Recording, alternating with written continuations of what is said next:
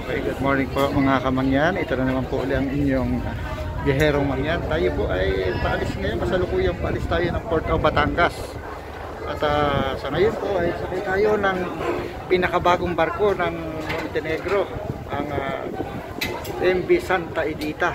Ito po ay sister ship ng isang bagong barko din nila, yung Santa Brigida. Ito turo po sa inyo. Yan po, yun po yung Santa Brigida, yung nakikita niyo nakadak sa pier na yan na kulay green. Yan po yung Santa Brigida. Mas nauna po lumabas yan kaysa dito sa Santa Edita. Ito pong Santa Edita, unang-unang biyahe ito ngayon. Maiden voyage po ito. Kita nyo naman yung mga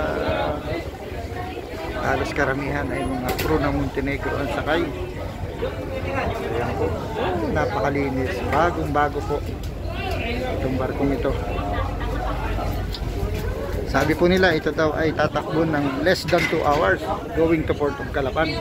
So, tingnan natin kung kakayanin ng less than 2 hours.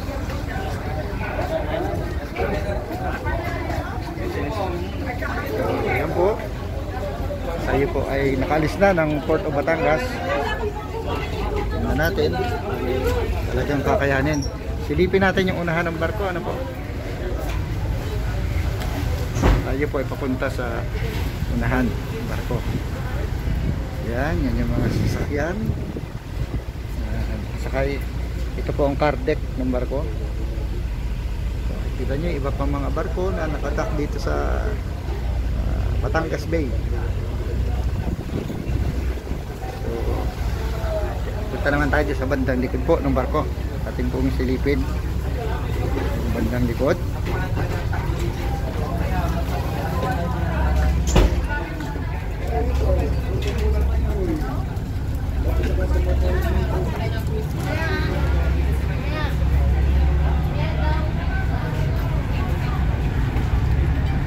Ganyan naman. Malinis ang barko.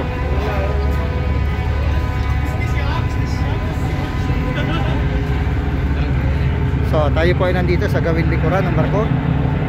So yan. Ito po, may mga karga yung mga truck. Ito po ay isang ro-ro vessel.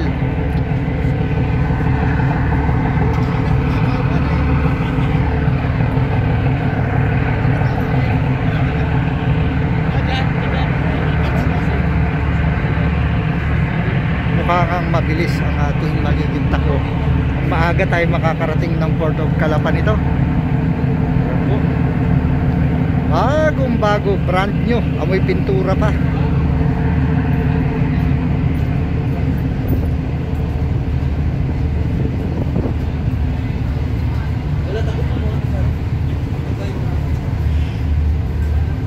May puntahan naman natin yung aircon room. Tayo sa kasi ay non-aircon. So, tingnan natin.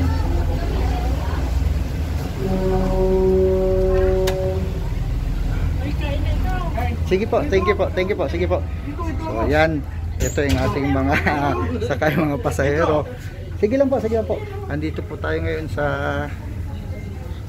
aircon room ng Santa Edita.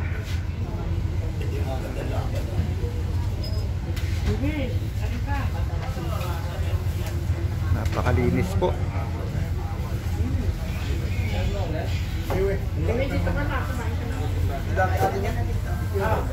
Okay, sige po, mamaya po mag-video ulit tayo.